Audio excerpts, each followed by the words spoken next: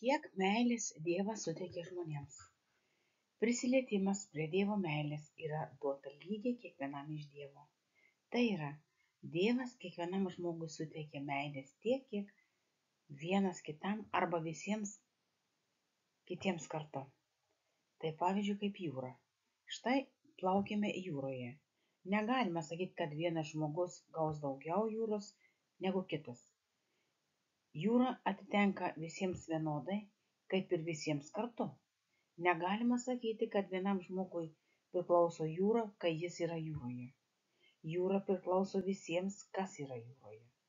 Lygiai taip pat meilės erdvė, per kurią Dievas sukūrė visą pasaulį, yra visiems vienoda ir kiekvienas gali pasinaudoti jos energiją tiksliai tiek, kiek gali paimti.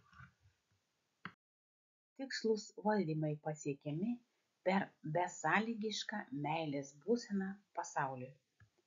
Meilė yra veiksmas, kuris užtikrina išorinio pasaulio kūrimą, todėl kad žmogus savo veiksmais kuria pasaulį. Tarkime, matome meilę, tokią tyrą ir nuoširdžią meilę, kurią rodo vaikas, todėl kad jis myli visą pasaulį.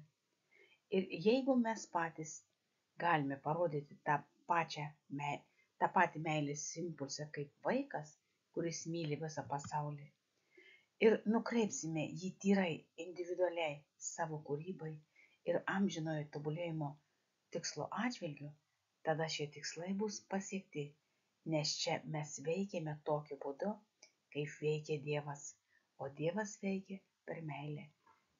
Video sukūrė ir įgarsino Sigutė.